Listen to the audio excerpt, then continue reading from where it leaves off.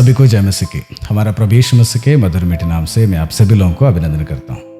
प्रियो, पिछले दिनों में मेरे YouTube वीडियो के नीचे एक कमेंट आया था और एक भाई ने, जो मैं जानता हूँ उन्हें, उस भाई ने एक सवाल पूछे थे कि भंडारा या लोगों को भोजन जो बांटा जाता है, जो भोजन किया जाता है, वो अक्सर मैंने मंदिरों में देखा है और गुरुद्वार में देखा है, लेकिन ये चीज़ कलीसिया के अंदर क्यों नहीं होती है? कलीसिया के अंदर भंडारा या जो लोगों को भोजन खिलाना क्यों नहीं होती है? मैंने नहीं देखा है करके उनका एक विचार था और ये सवाल उन्होंने पूछे थे कि आखिर कलीसिया के अंदर क्यों नहीं होती है। तो इसलिए प्रियो, हम सब लोगों को ये जानना बहुत ज़रूरत है। मैं उस मंदिर के अंदर रहने वाले सभी मेरे भाई बहनों को और सारे समूह को बहुत ही तारीफ करता हूँ, क्योंकि ये अक्सर हर एक धार्मिक जगहों में होना बहुत ज़रूरत है।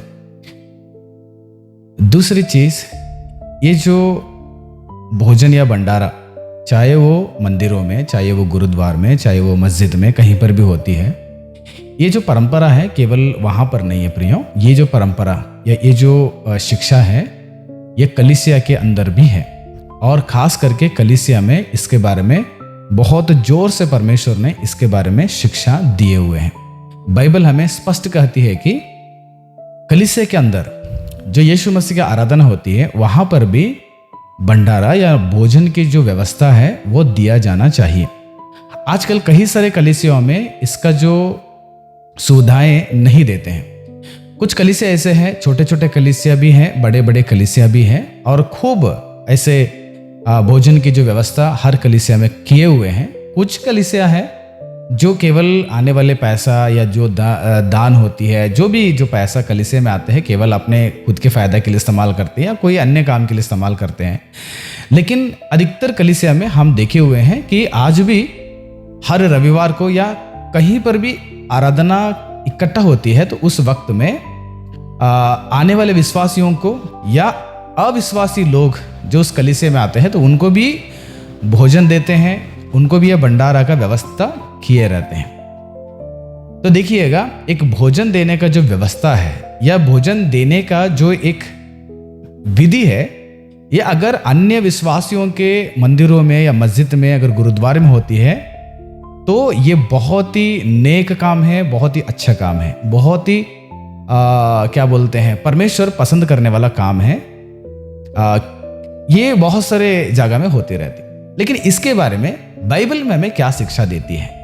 बाइबल में इसके बारे में बहुत जबरदस्त और मजबूती से हमें यह शिक्षा देता है प्रियो। खास करके प्रभु यीशु मसीह ने इस शिक्षा को अपने चेलों के सामने बोले थे कि यीशु मसीह ने अंतिम दिन में भी किस प्रकार के एक माहौल तैयार हो जाएगा, जो अंतिम न्याय के समय में किस प्रकार के माहौल तैयार हो जाएगा, उसको यीशु मसीह ने इस जगह में बताया है। अगर आप मेरे साथ पढ़ते हैं मत्ती रचित सुसमाचार की 25वां अध्याय का 35वां पद में, यीशु मसीह ने अपने चेलों को एक बात को सिखाया।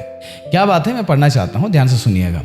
क्योंकि मैं भूखा था और तुम मुझे खाने को दिया, मैं प्यासा था और तुमने मुझे पानी पिलाया, मैं परदेशी था और तुमने मुझे अपने घर में ठहराया, मैं नंगा था और तुमने मुझे कपड़े पहनाए, मैं बीमार था और तुमने मेरी सुधि ली, मैं बंदी गृह में था और तुम मुझसे मिलने आए।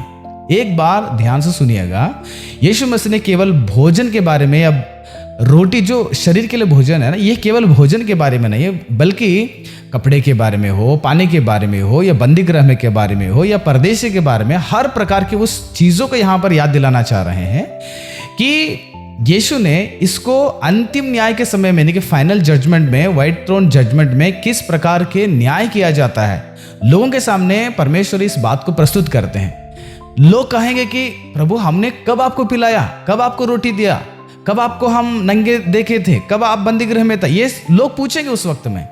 तब यीशु ने कहेंगे या परमेश्वर कहेंगे कि जो आपके पास जो लोग हैं ना, उनके लिए तुम जो कुछ भी किए हैं वो मेरे लिए किए हैं।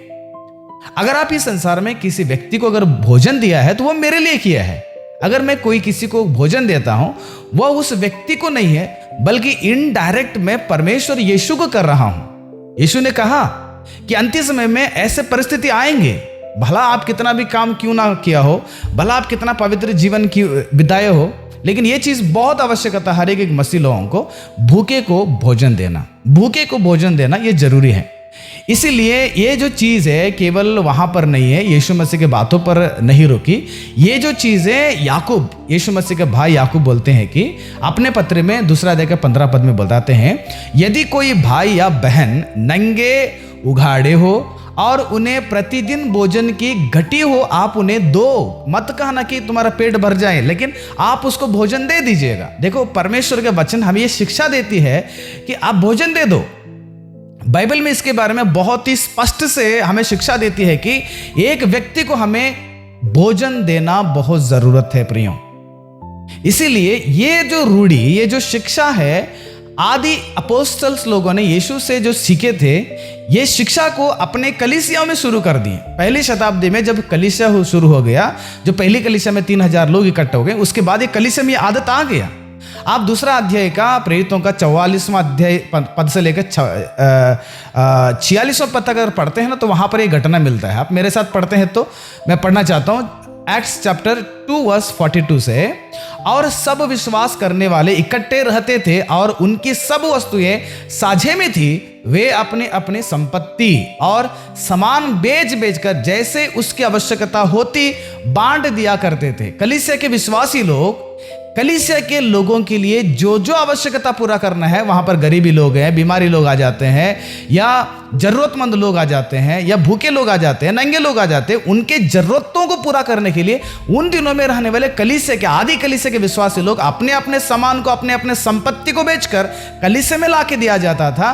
और ये कलीसिया क्या करता था, उन दिनों में लोगों के लिए भोजन देते थे, कपड़े देते थे। देख रहे हैं ना, एक कदम आगे बढ़कर कलीसिया के एक जिम्मेदारी होती है, हम इसको बांटें। इस व्यवस्था केवल उन दिनों में नहीं है, ये व्यवस्था आज भी कहीं सारे कलीसिया में होती है। आज हमारा कलीसिया में होती है, हर संडे को उन्हें भोजन, जो व्यक्ति आ जाता कलीसिया में, उनको भोजन देते हैं। ये कलीसिया में बहुत होता है। याद रखना, केवल एक जगह में नियुक्त नहीं है, ये एक जगह में सीमित नहीं है। ये जो भोजन देने का जो व्यवस्था है, या भंडारा जो है, ये आज भी कलीसिया में ज्यादा होती है। कलीसिया में केवल त्योहार के समय में या स्पेसिफिक डेट के हिसाब से नहीं देते हैं, लेकिन ये जो कलीसिया में हमेशा जब भी आराधना इकट्ठा होती है, वहां पर इस भोजन दिया जाता है। कुछ कलीसिया नहीं देती है, तो उसके बारे में मुझे कोई आइडिया नहीं है, लेकिन ऑलमोस्ट मैक्सिमम कलीसिया जो है, कलीसिया में ये भोजन की व्यवस्था करते हैं प्रिय। और ये करना कलीसिया को आदत बनाना चाहिए, क्योंकि बहुत काफ़ी दूर से लोग आते हैं कलीसिया के लिए, है ना। और कुछ विश्वासी लोग आ जाते हैं, सुबह खाना बनाना छोड़ के कलीसिया में आ जाते हैं परमेश्वर को ढूंढने के लिए। तो हमें उन लोगों को भोजन खिलाना बहुत ज़रूरत है। यीशु मसीह को ढूंढ के आए थे, यीशु मसीह ने 5000 लोगों को क्या कर दिया, अद्भुत काम किया और उन्हें भोजन दे दिया। 3 दिन से वो लोगों ने भूखे यीशु मसीह का वचन सुने थे, तो यीशु मसीह ने उन्हें भोजन खिलाकर तृप्त करके सामर्थ्य बनाकर उन्हें घर भेज दिया गया। तो ये कलीसिया के अंदर एक आदत बनाना, एक शिक्षा को हमारे जीवन में लागू करना हमारा और आपका एक फर्ज होती है। और ये अधिकतर कलीसिया में किया जाता है, और उस कलीसिया के लिए मैं बहुत बहुत तारीफ करता हूँ। परमेश्वर ने और भी आशीष करें, उनके कलीसिया और भी इतना मजबूत हो जाए, ताकत पा जाए, ताकि आने वाले दिनों में और भी लाखों लोगों को वो खिला सके। पेट भरना एक व्यक्ति को बहुत ज़रूरत होती है, भोजन एक व्यक्ति को खिलाना बहुत ज़रूरत होती है, क्योंकि एक व्यक्ति को अगर मैं खिलाता हूँ, वो यीशु को मैं इनडायरेक्टली मैं खिला रहा हूँ। तो इसलिए प्रियो, आदि कलीसिया में ये आदत, ये रूढ़ी आया, और वो रूढ़ी आज भी कहीं सारे कलीसियाओं में है। मैं बहुत सारे कलीसिया को मैं देखा हूँ, बहुत सारे चर्चेस हर संडे को ये भंडारा जो भोजन की व्यवस्था है वो करते हैं, तृप्ति से खाकर वो चले जाते हैं। लेकिन बाइबल केवल ये चर्च में रहने वाले विश्वासियों को या अन्य लोगों को भोजन खिलाने के शिक्षा तक सीमित नहीं होती है। यही एक मुख्य उद्देश्य नहीं होती है, केवल भोजन खिला देना है शरीर के लिए, ये मुख्य उद्देश्य नहीं है। मुख्य उद्देश्य या मुख्य शिक्षा परमेश्वर क्या होती है, भोजन करना नहीं है केवल, बल्कि उस कलीसिया में आने वाले लोगों के लिए परमेश्वर का वचन को बांटना, परमेश्वर का वचन बांट के उनको उद्धार के रास्ते में लाना। और तीसरा, उन्हें आत्मिक जीवित में हमें आगे बढ़ाना, आत्मिक जीवित में उन्हें मजबूत करना हर कलीसिया का सबसे बहुत ही मुख्य काम होती है। इसको याद रखना। यीशु को कई सब लोग ढूंढने के लिए आते थे। उसमें से कुछ लोग थे केवल यीशु मसीह के पीछे चंगाई चमत्कार पाने के लिए आते थे, और कुछ लोग ऐसे थे कि यीशु मसीह ने जो अद्भुत काम करके 7,000 लोगों को खिलाए, 5,000 लोगों को खिलाए, वो भी 2-2 रोटी 5-5 मछली 2 मछली 5-5 रोटी से इतने लोगों को खिला दिए। ये बहुत सारे लोग देख चुके हैं। यीशु के पीछे जाएंगे तो कभी हम भूखे नहीं रहेंगे, हमारा पेट भर जाएगा। हाँ, भूखे यीशु मसीह कभी नहीं भेजेंगे, ये लोगों को पता था। इसलिए लोग केवल चंगाई चमत्कार पाना है शरीर के, और दूसरे केवल वहां पर यीशु मसीह के पास इसलिए जाते थे ताकि वहां पर यीशु अद्भुत काम करके हमारा पेट भर जाएंगे। इसलिए यीशु मसीह ने इस सारे चीज को देखें, और एक समय में एक भीड़ को यीशु मसीह ने ऐसे शिक्षा दे दिया। प्रियो, आप मेरे साथ यूहन्ना का 6वां अध्याय का 27वां पद पढ़ते हैं तो यीशु का एक शिक्षा देखिएगा तो किस प्रकार से बहुत अच्छी शिक्षा है। और आज कलीसिया में ये बहुत ही जरूरत है। केवल पेट भर का रोटी नहीं है, बल्कि आत्मिक रोटी हमारा जीवन में देना बहुत जरूरत होती है। देखिए तो क्या बोलते हैं प्रभु यीशु मसीह, नश्वान भोजन के लिए परिश्रम ना करें। नश्वान भोजन, जो भोजन आप खाते हैं ना, ये भी नाश होने वाला है, और जो शरीर जो खाते हैं ये शरीर भी एक दिन नाश होने वाला है। नश्वान भोजन के लिए परिश्रम ना करो, परंतु उस भोजन के लिए जो अनंत जीवन तक ठहराता है, यानी कि हमारा अनंत जीवन के लिए, हमारा मुक्ति का मार्ग के लिए एक भी भोजन है, उसके लिए भी एक भोजन है। वह भोजन परमेश्वर के पवित्र वचन है, और वह भोजन परमेश्वर के पवित्र वचन, इस भोजन को हमें बांटना चाहिए अधिकतर। और ये अधिकतर कलीसिया में होता है, जिस कलीसिया में नहीं होते हैं, याद रखना, केवल संसार के भोजन से तृप्त मत कीजिएगा, इससे भी बढ़कर आत्मिक भोजन की ओर आप लेकर आओ। यीशु मसीह ने कहते हैं कि अनंत जीवन तक ठहराता है जिस मनुष्य का पुत्र तुम्हें देगा। यीशु मसीह देगा क्योंकि पिता अर्थात परमेश्वर ने उसी पर छाप लगाई है, यानी कि यीशु मसीह पर ही छाप है कि यीशु ही हमें अनंत जीवन का एक भोजन खिला सकते हैं। यानी कि मुक्ति का भोजन केवल प्रभु यीशु मसीह दिला सकते हैं, जो स्वर्ग से उतर के आया था। यीशु मसीह खुद एक रोटी है। पहला हम यीशु को खाना चाहिए, यीशु मसीह को चखना चाहिए, यीशु मसीह का विश्वास करना चाहिए, और दूसरा यीशु मसीह के वचनों को हमें वहां पर ध्यान करना चाहिए, बांटना चाहिए। देख रहे हैं ना, कलीसिया में केवल संसार के नश्वान भोजन नहीं है, बल्कि अनंत जीवन की ओर चलाने वाले एक और भोजन भी दिया जाता है। हर जगह में केवल एक भोजन है, लेकिन कलीसिया एक ऐसी जगह है वहां पर 2 प्रकार के भोजन दिया जाता है। एक नश्वान वाले भोजन, वो भी हमारे लिए बहुत जरूरत है। कलीसिया को आने वाले लोगों को तृप्त करना, गरीब लोग हैं, भिखारी लोग हैं, अनाथ लोग हैं, विधवा लोग हैं, कई सारे बीमारी लोग हैं, हॉस्पिटल में कई से लोग खाना नहीं है, कितने लोग हैं, ढूंढ ढूंढ कर जाकर भोजन दे दीजिएगा। परमेश्वर को मैं शुक्र करता हूं, धन्यवाद करता हूं कि ऐसे एक जिम्मेदारी में परमेश्वर ने मुझे बैठा दिया।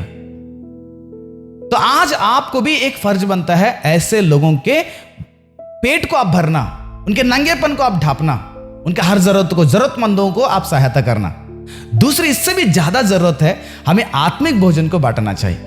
आत्मिक भोजन भी है, इस भोजन हमारा कलीसिया ही बांट सकता है बिना, और कोई ऐसी जगह नहीं है जहां पर ये दूसरी भोजन दे सके। इस भोजन खाएंगे तो आदमी मरता नहीं है, यानी कि आत्मा मरता नहीं, बल्कि परमेश्वर के पास वो अनंत जीवन के लिए, मुक्ति के लिए, अनंत काल के लिए जीने के लिए वहां पर हमारा आत्मा चले जाती है, वहां पर आत्मा बचाया जाता है। इस परमेश्वर के वचन के द्वारा हमारे आत्मा भी बल पाकर परमेश्वर के महिमा का वो कारण हो जाता है। इसलिए प्रियो, भंडारा या भोजन की जो व्यवस्था है, जो शिक्षा है, केवल कुछ पर्टिकुलर जगह में नहीं है, लेकिन इसका जो शिक्षा है अधिकतर कलीसियाओं को परमेश्वर का वचन दिया जाता है। पवित्र आत्मा हमें सिखाते हैं, ये कई सारे कलीसिया में होती है। अगर आपके कलीसिया में नहीं, इसको आदत बनाइए, रूढ़ी में लेकर आइए, शिक्षा को अपने कलीसिया में लागू कीजिए, सिखाइएगा। दूसरी, हमें इस भोजन से अधिकतर परमेश्वर के आत्मिक भोजन बांटना आवश्यकता है। ये दोनों भोजन बहुत ही सर्वश्रेष्ठ है एक मनुष्यों के शरीर के लिए और आत्मा के लिए। परमेश्वर आपको आशीष करें। God bless you.